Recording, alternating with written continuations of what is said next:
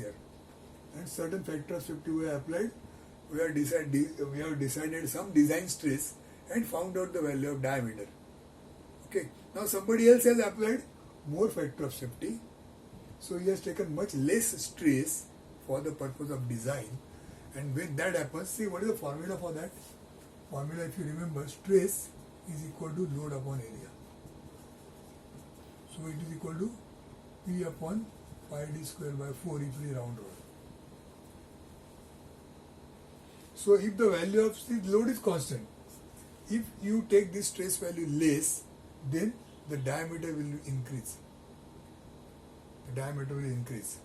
So the answer of D comes high if the stress value is here compared to if the stress value is here. So that when the diameter is more means what? Cost is more. So therefore, for high factor of safety, the cost of the part is going to be more.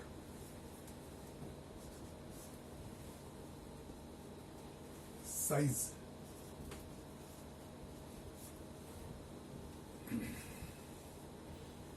Now here something is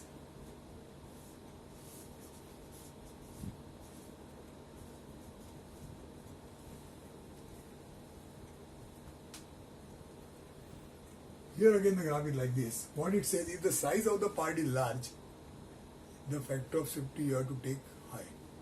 So for a small component and for a large component, the factor of safety increases when the size increases. Why it is so? Because if the size increases, there are chances of some kind of unexpected things present in the material. If the material is large enough, then the defects in the material are also, the chances of finding a defect in the material also increases. And when there is a defect, then there is a risk. And when there is a risk, you have to increase the factor of safety to make it more safe. Therefore, for higher size, the factor of safety is normally large. Then the next is reliability.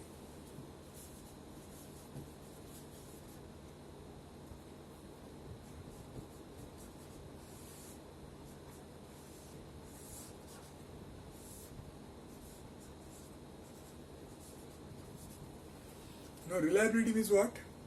How much you are dependent on it. How much you want it to be reliable. How much confidence you want in a particular situation, in a particular design. So if you want to be very, very reliable on that, say for example lift. Lift is something which you want to be reliable because we are standing in the lift. The life is a concern. So it has to be definitely very, very safe. There will not take any chance there. So when the reliability is high, you have to apply high factor of safety compared to when the reliability is low. Okay, so factor of safety decides by many such things. One more thing there, that is the surface finish, number 5, then there is number 6.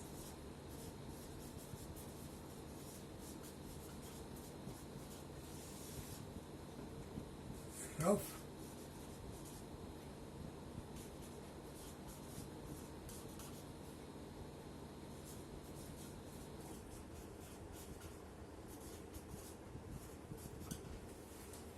For rough components, for the components whose surface finish, the finish of the surface is rough, then you have to go for a higher factor of safety.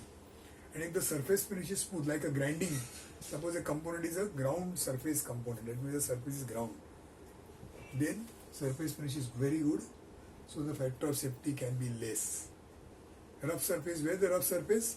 For parts which are having rough turning, for example. When you have performed a turning action of a rough type, surface is rough, factor of safety you should keep high. Why it is so rough and smooth?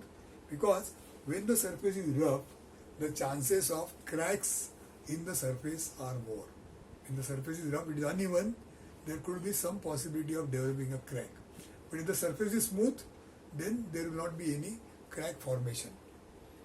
So it is relatively safe, because when there is a crack, that crack will go on increasing as the time passes and the failure will take place.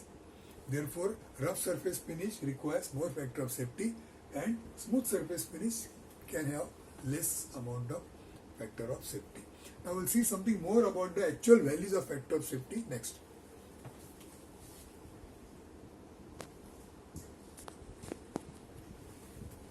So how to decide the value of factor of safety? We are talking about factor of FO is 2 in the last example. But from where you have got 2?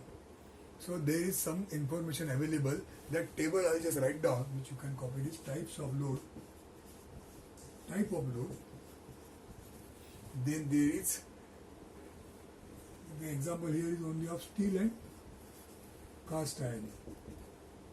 So this will tell you how the things vary.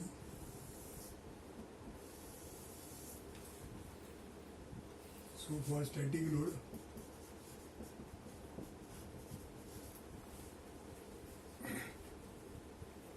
and here there is if yield and if ultimate and if yield. What is ultimate and what is yield? Ultimate stress is for brittle material, yield stress is taken for the ductile material. So the value is taken here as 3 to 4 and here the value is taken as 1.5 to 2. If it is a cast iron, then we take the value 5 to 6, in the range of 5 to 6. For a static load, for repeated load,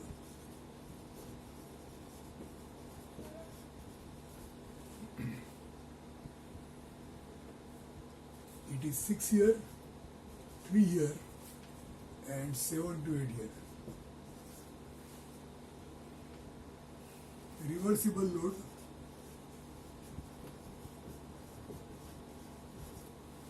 reversible load 8, 4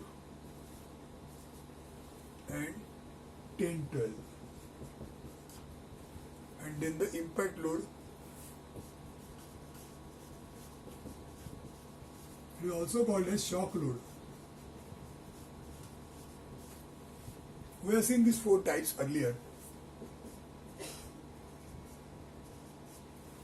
For the impact load it is 10 to 12, then it is 5 to 7 and here it is 15 to 20. So you can see the variation. So now what this chart describes? This is a chart, this is information. Now where is this information available? Are you supposed to remember all this, etc.? Right now don't think all about this. Just try to understand what is the meaning of this. Okay, there is a design data book. Sometimes back I told you there is something called the design data book which talks about all the information related to design collected at one place. So in some such design data book you will find this information, and that information what it says, if the load is static and if the part is iron, but in iron as you know there are different types, so steel and cast iron. We are just taking 2 broad examples, steel and cast iron, because they are the 2 very very different examples. Brittle cast iron is a brittle material, it can break very easily. If you take a cast iron rod and if you try to bend, it will not bend like this, it will straight away break. But if it is a rod which is a steel rod, then it will bend and then maybe afterwards it will break. So that's why it is taken as a cast iron material, and then in the steel these are the 2 types. So in the steel, again some ultimate stress if you want to apply, what happens, and yield stress if you want to apply, what happens. So they are just showing 2 more types. In fact ultimate stress is applied here also, but then this is even a different example, maybe worse than this, so it is separately shown. So now let's see what happens. The value of static load, you can apply factor of safety this and this. See, you can see for ultimate the chances of breakage are high, so the value is high. For repeated load, compared to this it is high, and compared to this also this is high, and this is even worse, so even higher than this. Reversible load, what are the, I just write them here again. Here F is constant, then repeated load is F is greater than 0. Here it is minus F to plus F. Not F, I should say P. Our convention was P. So minus P to plus P. And this is 0 to very high P.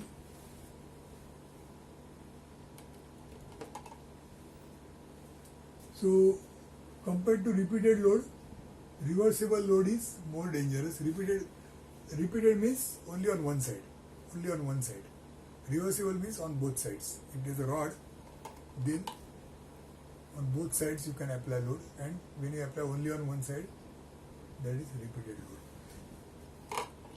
Now when the load is reversible, this is, of course this is very dangerous, but even this is also dangerous when it is varying from plus P to minus P. One simple example, suppose I give you, let's say, suppose I give you U-clip. You know what is a U-clip, which we put for paper. That U-clip I give you, and I have opened, I asked you to open it. So it becomes like a straight line almost. It is like a wire kind of. Now that U-clip wire, I want you to break into two parts. Without any instrument, without any cutter, nothing. Can you break it? Can you break the wire of a U-clip into two parts? How you will do it? You can just take this rod or a small wire, whatever it is, and then go on bending it this way. Go on bending this upward, downward, upward, downwards, upward, downwards. Many times, after some time, you will feel that it is becoming very, very hot. You can do this experiment when you get some time.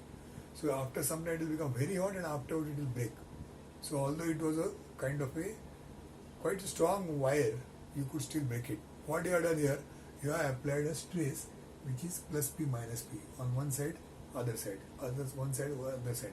What you are doing here, you are performing a bending action. And in the bending action, last time we have seen the upper fiber and lower fibers, they behave different. According to bending, when I bend like this, the upper fibers, they are in tension, the lower fibers are in compression. When you bend reverse way, the same upper fibers, now they are here, so they are compressed, and the lower fibers, they were in compression, now they are in tension. That means it is same as on a rod you are applying a tension compression, tension compression, tension compression. So that situation exists.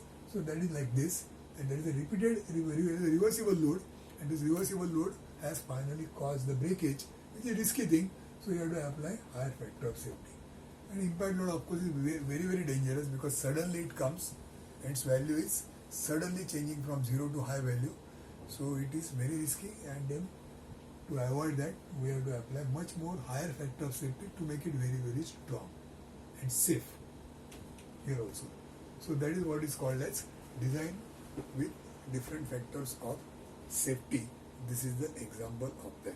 Now what we are normally doing, we are making use of steel, which is of ductile type. So we are in this range, and most of the time the load is also static. Therefore, for us, this is what we are going to use very, very often. So for our case, we are going to apply factor of safety mostly in the range of 1.5 to 2. Moreover, in our case, what will happen is, just let me write the design equation again. The design equation looks like this. Stress is equal to load upon area. Now remember this very well. This is called as, I am just going to write down this in bold.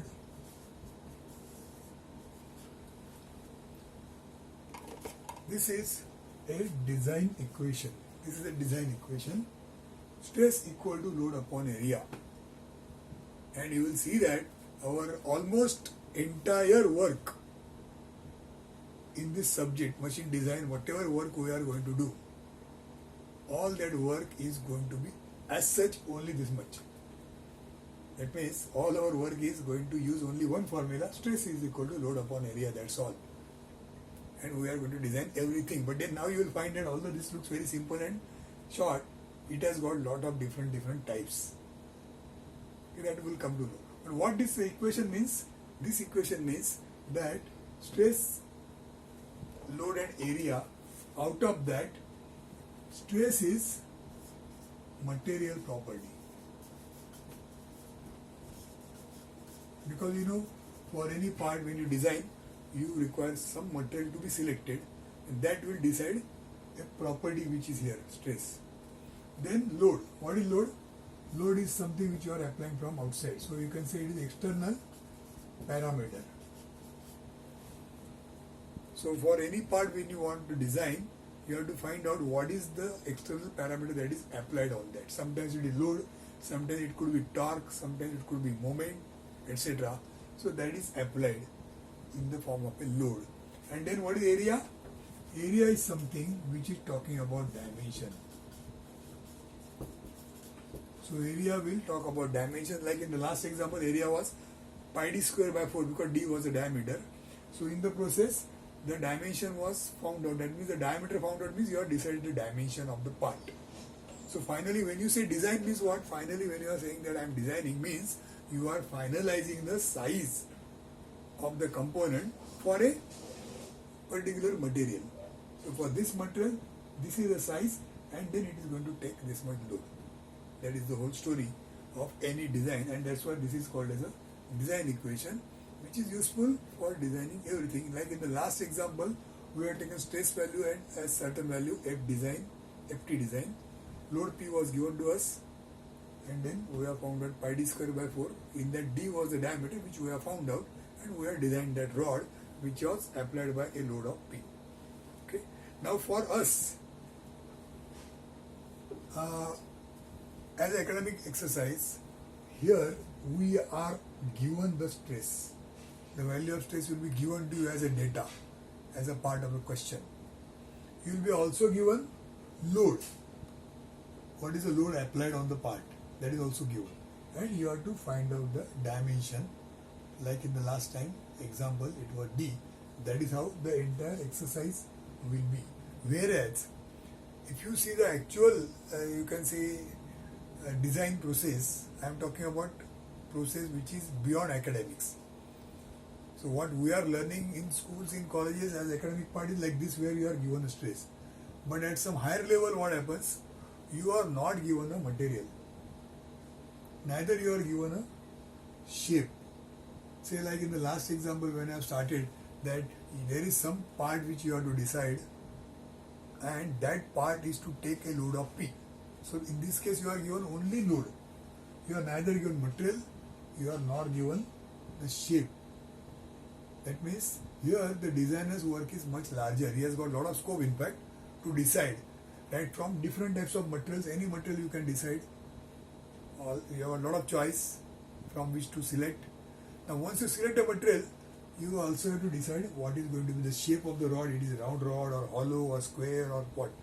So that shape also is a lot of variation available. And after you decide the shape also, then your area equation becomes finalized. And then in that area equation, whatever is the variable that you have to find out so that your design is complete. So that is the actual process that is carried out at a higher level. For us here as an academic exercise, we are not given all the so many variations. We are, in fact, most of the variations are already finalized. So you are already given the material to be so and so. So the stress of the material is already given. What is the shape of the material, whether it is a round rod or whether it is a square rod or what, that is also already decided. So you know the formula for area, and then whatever are the parameters in the area, only they have to be found out, and we call that as a design process for our level.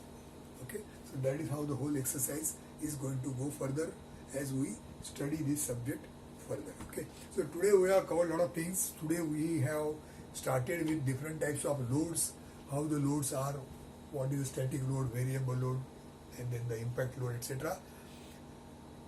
Then we saw how the stress and strain varies, stress versus strain diagram, what are the points on that diagram. After that we saw factor of safety, how that factor of safety is to be decided, worked out. And then we saw the different values of factor of safety, what do they do, why, how they are decided. And then in the process we also learned the basic design equation. You will also see that the other equation which we are now, this is for stress consideration. The other equation which was for rigidity consideration, if you remember what was that, so that was Young's modulus E is equal to stress upon strain, which we have written earlier. Now although we say that this equation or this type of design, rigidity consideration is not in our syllabus and we are not going to talk about this, but still if you try to think over this expression, you will find that this also is a design equation. Why this is a design equation? Because this is also talking about these three important parameters. See what parameters are involved here: material property, external parameter, and dimension. So these two are given and you have to find out the dimension. See whether it is here, it is there. E is Young's modulus, so this is a material property. This is a material property. Stress is something which you are applying from outside because stress contains load, load upon area. So this has got load also, dimension also, or other external parameter also, dimension also. And here again, dimension. Strain means change in length to the original length. So here there is dimension, here there is dimension and load, and here there is a material property. So that's why this also is a design equation which can be made use of for the purpose of design, and you can arrive at the dimensions. But then this is a different type of process, rigidity consideration, which is not in our scope. So we are only going to the extent of introduction level, not beyond that. Okay. So this is what we have learned today. Next time when we meet, that time we are going to apply this particular information what we have learned, especially this part, stress equal to load upon area, and this design equation we are going to make use of when we are going to learn the design of quarter joint. So that will be our first exercise of actual design of a specific say component, and that is the quarter joint. All of you must be knowing during the machine drawing 2 last time we have already drawn different sketches of different types of quarter joints. So just go back and revise what is a quarter joint, and next time when we meet, that time we are going to learn how to design a quarter joint.